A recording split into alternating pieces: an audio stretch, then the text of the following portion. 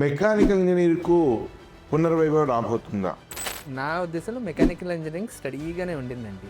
ఇప్పుడు ఏమీ అవ్వలేదు. గత 10 ఏళ్లలో కాస్త వెనుకబడ్డట్టు అనిపించినట్టు మెకానికల్ ఇంజనీరింగ్ను మళ్ళీ చాలామంది ఆపిఎస్ను గమనిస్తున్నారు.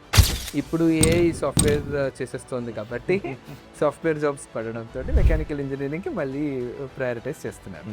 ఐఐటి బాంబేలో మెకానికల్ ఇంజనీరింగ్ యొక్క కట్ ఆఫ్ ఈసారి 400 ప్లేస్లో ఫస్ట్ రౌండ్లో కట్ అయింది. అంటే మళ్ళీ చాలామంది మెకానికల్ ఇంజనీరింగ్ వైపు దృష్టి పెట్టినట్టుగా అర్థమవుతుంది. మెకానికల్ ఇంజనీరింగ్ అంటే మెషిన్స్ తోటి వర్క్ చేయించడం కదండి. ఇట్లాంటి అనేక విషయాల మీద ఐఐటి ఖరగ్పూర్లో మెకానికల్ ఇంజనీరింగ్ చదివి ఆర్టిఫిషియల్ గేమ్స్లో 14 years పనిచేసినటువంటి కృషి చైతన్య గారితో మాట్లాడదాం. వారు ప్రస్తుతం 9 ఎడ్యుకేషన్లో ఆర్టిఫిషియల్ ఇంటెలిజెన్స్ రీసెర్చ్ హెడ్గా పనిచేస్తున్నారు. ఎలక్ట్రికల్, ఎలక్ట్రానిక్స్, కంప్యూటర్ సైన్స్ ఒక సర్క్యూట్ కోర్స్ అనేవాళ్ళు కదా, ఈ మెకానికల్ నాన్ సర్క్యూట్ కోర్స్ అంటున్నాం కదా. సో అప్పుడు ఈ నాన్ సర్క్యూట్ కావడం వల్ల ఏమన్నా డిసడ్వాంటేజ్ ఉంటుందా? అట్లా ఇప్పుడు ఈ ఏఐ వల్ల అన్ని ఫీల్డ్స్లోనూ ప్రొడక్టివిటీ చాలా పెరిగిపోతాం. సో ఈ మధ్య ఎక్కడ చూసినా కూడా రోబోట్స్ అంటున్నాము, రోబోటిక్ సర్జరీస్ అంది, ఇంట్లో కూడా ఊడడం కోసం రోబోట్స్ పెట్టుకుంటున్నారు. ఈ డ్రోన్ టెక్నాలజీ కానీ లేకుంటే రోబోటిక్స్ సంబంధించి కానీ చాలా పెరుగుతున్నప్పుడు ఆటోమేటిక్గా మెకానికల్ ఇంజనీరింగ్ జాబ్స్ పెరిగే అవకాశం ఉంటుందా అని అనుకోవచ్చా? ఫిజికల్ వరల్డ్లో కూడా రోబోట్స్, మెషిన్స్ అవి మనం చేసే చాలా యాక్టివిటీస్ అన్ని చేయగలుగుతాయి అన్నమాట. మనం చెప్పక్కర్లేకుండా చాలా ఏ పని చేస్తూ ఉంటుంది కదా, సెటప్ చేసేసి వచ్చేసాయి అనమాట. అది ఓఎంఆర్ షీట్స్ రీడ్ చేస్తుంది, ఆటోమేటిక్గా టైంకి అసైన్మెంట్స్ పంపిస్తుంది, అవన్నీ జరుగుతున్నాయి. అలాగే ఇక్కడ కూడా ఫిజికల్ రోబోట్ మన పర్మిషన్ తీసుకునే మనకు కావాల్సిన పనులన్నీ చాలా చేయగలుగుతాయి ఫ్యూచర్లో.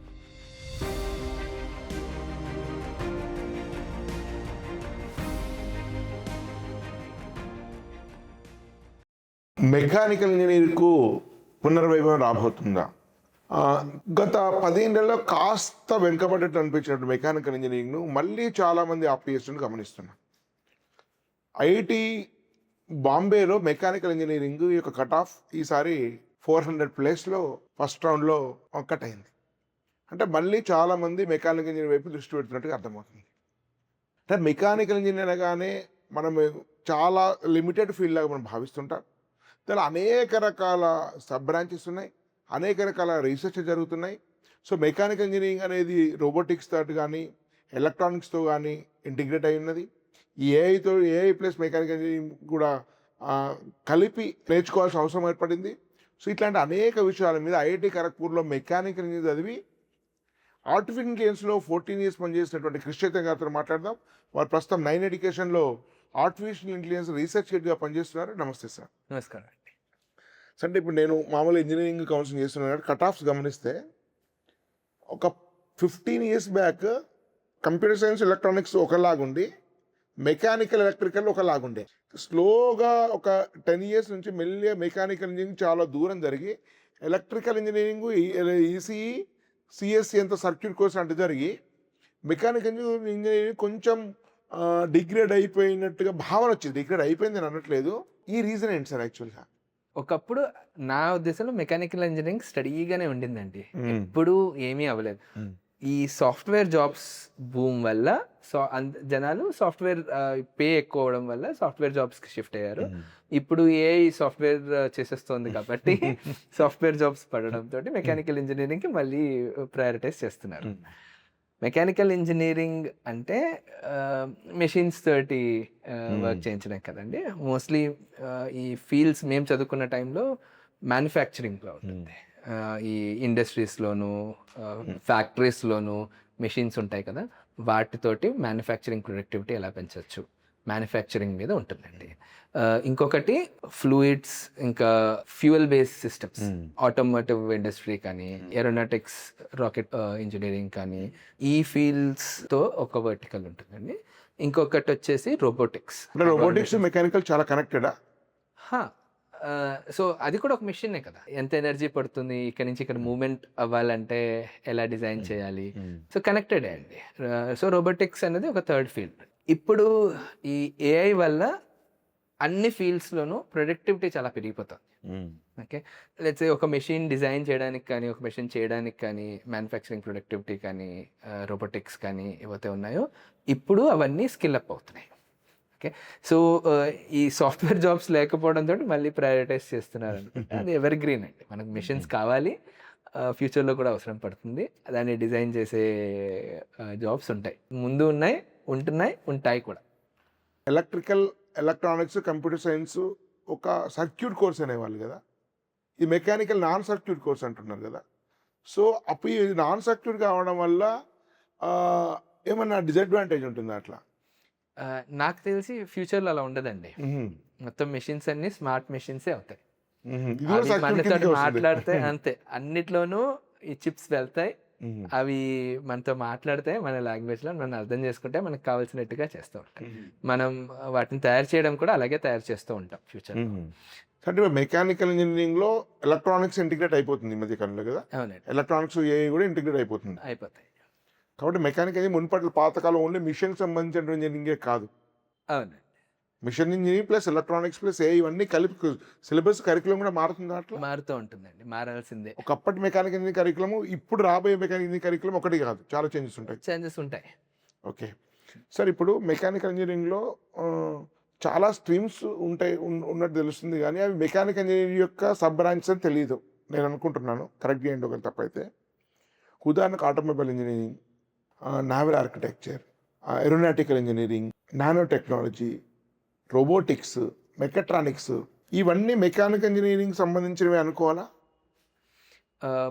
నేను చదువుకున్న టైంలో ఇవన్నీ సపరేట్ బ్రాంచ్ ఉన్నాయండి. ఖరగ్పూర్లో ఎంట్రీకి కూడా ఐఐటి ఖరగ్పూర్లో కానీ బాంబేలో కానీ చాలా చోట్ల వీటన్నిటికీ సపరేట్ డిపార్ట్మెంట్స్ మీకు. సో వాళ్ళు దాంట్లో స్పెషలైజ్ అవుతారు. సో మెకానికల్ ఇంజనీరింగ్ బేసిక్స్ చెప్తారు ఫస్ట్ ఇయర్ సెకండ్ ఇయర్లో, దాని తర్వాత స్పెషలైజేషన్ వచ్చేటప్పటికి దాని మీద ఫోకస్ వెళ్ళిపోతుంది అన్నమాట. లేకపోతే మెకానికల్ ఇంజనీరింగ్ అంటే ఇవన్నీ కూడా బ్రాడ్గా జనరల్గా కవర్ చేసుకుంటే అంటే ఇవన్నీ మెకానికల్ ఇంజనీరింగ్ ఓరియంటెడ్ అనుకోవచ్చా? అవునండి, బ్రాంచెస్. మళ్ళీ అందులో కొంత ఆ స్పెషలైజేషన్ కావాల్సిన ఎడిషనల్ టాపిక్స్ ఏవైతే ఉన్నాయో అందులో చెప్తారు. కొన్ని mother of all this branches mechanical engineering.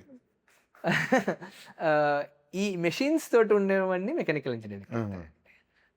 Construction అంతా సివిల్ ఇంజనీరింగ్ ఎలాగో తెలుస్తుంది, కెమికల్స్ అంతా కెమికల్ ఇంజనీరింగ్, అలాగా మెషిన్స్ తో డీల్ చేసేదంతా మెకానికల్ ఇంజనీరింగ్. సార్, ఈ మధ్య మా టీమ్ స్వధర్మ ఎడ్యుకేషన్ సంబంధించిన శ్రీధర్ టీమ్ 2 యూనివర్సిటీస్ విజిట్ చేశారండి. ఒకటి కావేరీ యూనివర్సిటీ హైదరాబాద్లో ఉంది, 2 గణపతి యూనివర్సిటీ గుజరాత్లో. రెండిట్లో కూడా మెకట్రానిక్స్ అనే కోర్స్ ఉంది. గణపతిలో చూసినంత వరకు మెకట్రానిక్స్ చాలా 15-20 ఏళ్ళ నుంచి ఉంది, చాలా అద్భుతమైన వర్క్ జరుగుతున్నట్టు శ్రీధర్ చెప్పారు. ఈ మెకట్రానిక్స్కు మంచి ఫ్యూచర్ ఉండే అవకాశం ఉందా ఫ్యూచర్లో? అదే అండి, ప్రతి మెషిన్లోనూ అవి స్మార్ట్ అవుతున్నాయండి. స్లోగా అవుతున్నాయి, కొన్ని చాలా ఫాస్ట్గా అయిపోతున్నాయి. అన్నిట్లోనూ చిప్స్ వెళ్తున్నాయి. సో మెకట్రానిక్స్ అంటే మెకానికల్ ఇంకా ఎలక్ట్రానిక్స్ కలిపి ఉన్న కోర్స్ కాబట్టి అది న్యాచురల్ ప్రోగ్రెషన్. సార్, ఈ మధ్య ఎక్కడ చూసినా కూడా రోబోస్ అంటున్నాము, రోబోటిక్ సర్జరీస్ అంది, ఇంట్లో కూడా ఊడడం కోసం రోబోట్స్ పెట్టుకుంటున్నారు. ఈ డ్రోన్ టెక్నాలజీ కానీ లేకుంటే రోబోటిక్స్ సంబంధించి కానీ చాలా పెరుగుతున్నప్పుడు ఆటోమేటిక్గా మెకానికల్ ఇంజనీరింగ్ జాబ్స్ పెరిగే అవకాశం ఉంటుందా అని అనుకోవచ్చా? అవునండి, తప్పకుండా అండి. ఇది ఏఐ అప్లికేషన్లో ఒక AI plus physical mechanical machines రెండు కలిపితే మీకు డ్రోన్స్ అవి వస్తున్నాయి. ముందు మా ఊరిలో పురుగు ఉందా లేదా, ఎంత ఉంది, ఏమీ చూడకుండా కొట్టేస్తున్నారు.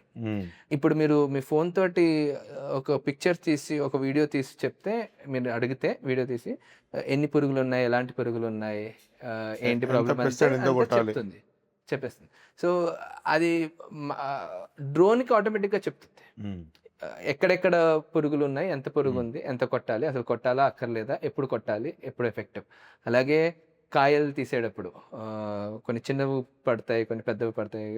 సో అది కరెక్ట్ సైజ్గా ఉందా లేదా, దానికి ప్రాబ్లమ్స్ ఏమైనా పురుగు పట్టిందా, దానికి ఏ టైంలో ఏ మందు వేయాలి ఏంటి, ఇదంతా కూడా ఆల్రెడీ ఇన్ఫర్మేషన్ వస్తుంది కదా, ఈ ఇంటెలిజెన్స్లో ఉంది కదా. సో మన అడగక్కర్లేదు కూడా, అదే ఆటోమేటిక్గా చేసుకుంటూ వెళ్ళిపో. సో ఇది ఇంకా అగైన్ డెవలప్డ్ కంట్రీస్లో కొంచెం ఎక్కువ ఉంది, మనకంటే నెమ్మదిగా మన కంట్రీస్లో కూడా వస్తుంది, స్లోగా వస్తుందండి. సో ఇదంతా మనకి ఇవన్నీ మనం ఒక ఆపర్చునిటీలా టూల్స్లా చూడాలి.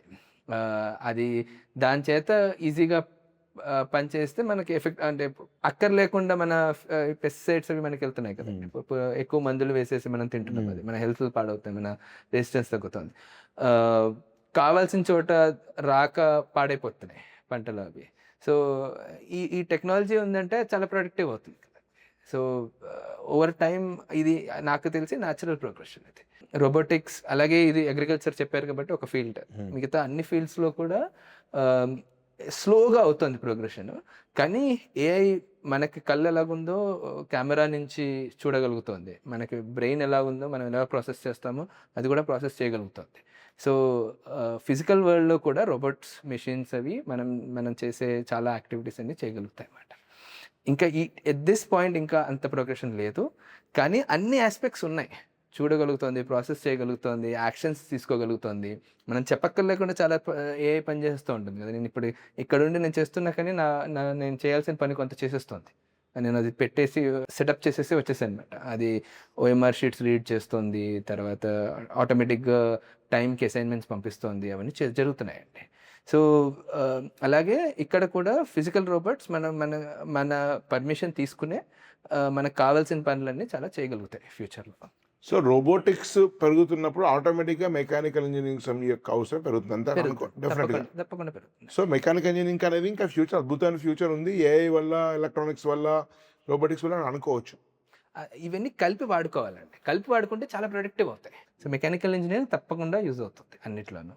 మనం ఇప్పటిదాకా మాట్లాడుకున్న మొత్తం కంటెక్స్ట్ చూస్తే, ఇప్పుడు మీరు ఇంతకుముందు మీరు రోబోటిక్స్ చెప్పారు, రోబోటిక్స్లో మేబీ మెకానికల్ ఇంజనీరింగ్ ఉంటుంది, మేబీ ఎలక్ట్రానిక్స్ ఉంటుందేమో, ఆర్టిఫిషియల్ ఇంటెలిజెన్స్ ఉంటుంది, ఇవన్నీ ఉంటాయి. అంటే ఇవన్నీ కలగలిసినటువంటి ఇంజనీరింగ్ ఉంటాయి కాబట్టి ఫ్యూచర్లో ఇట్లా ఇంజనీరింగ్ బ్రాంచెస్ ఇట్లా వేరువేరుగా సపరేట్ ఐలాండ్స్ లాగా ఉండకుండా ఒక ఇంటిగ్రేటెడ్ ఇంజనీరింగ్ లాగా మల్టిపుల్ గ్రూప్స్ గురించి నాలెడ్జ్ ఉండడం అనేది చాలా అవసరం, ఉండే అవకాశం ఉందా? అవునండి, ఇవన్నీ ఎవాల్వ్ అవుతున్నాయి కదండి. కంప్యూటర్ సైన్స్ అన్నది ముందు కొన్నాళ్ళ ముందు లేదు, తర్వాత ఇప్పుడు ఏఐ కోర్సెస్ అన్నవి ఒక 15 నెలల ముందు లేవు. అలాగే ఇవి కూడా ఎవాల్వ్ అవుతాయండి. మెకాట్రానిక్స్ అన్నది ఒక 15 నెలలు 20 వేల ముందు లేదు కదా, అప్పుడప్పుడే స్టార్ట్ అయింది. సో ఇవన్నీ కూడా ఎవాల్వ్ అవుతున్నాయండి. అలాగే కోర్సెస్ కూడా మెకానికల్ ఇంజనీరింగ్ అన్నది ఎవాల్వ్ అవుతూ ఉంటుంది. అది మెకానికల్ చాలా బ్రాడ్. ఇప్పుడు ఓవర్ టైం ఏమవుతుందంటే ఏఐ అన్నది కూడా చాలా బ్రాడ్ అయిపోతుంది, అందులో కూడా స్పెషలైజేషన్స్ వస్తాయి అన్నమాట. సో మెకానికల్ ఇంజనీరింగ్ అంటే ఒక బ్రాడ్ టర్మ్, అందులో స్పెషలైజేషన్స్ అవి వస్తాయండి.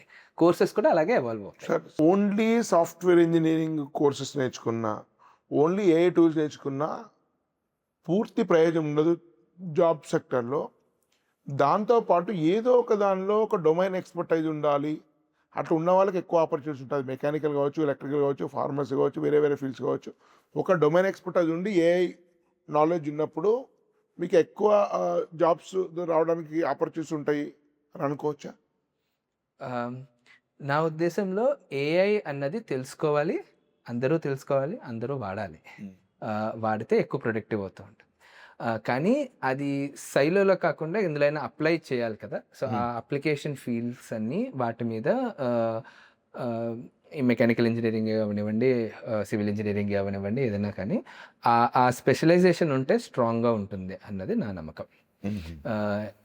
సో ఏఐ కూడా ఇప్పుడు హాట్ టాపిక్. ఒకప్పుడు సాఫ్ట్వేర్ ఎలాగో ఏఐ ఎలాగా కొన్నాళ్ళు దాన్ని అది ఇంకా స్మార్ట్ అవుతూ వెళ్తూ ఉంటుంది. కొంత స్మార్ట్నెస్ తర్వాత ఇంకా మనం చేసేదే ఉండదు, అది ఆల్రెడీ స్మార్ట్ టెక్నాలజీ. సో ఎక్కడైనా అప్లై చేయాలి, దాన్ని వాడుకుని ఎక్కడైనా అప్లై చేయాలి.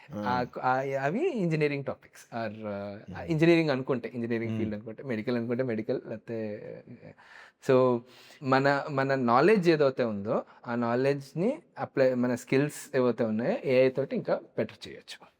థ్యాంక్ యూ కేసీ గారు, చాలా విషయాలు చెప్పారు మెకానికల్ ఇంజనీరింగ్ గురించి. ధన్యవాదాలు అండి. థ్యాంక్ యూ అండి, నమస్కారం.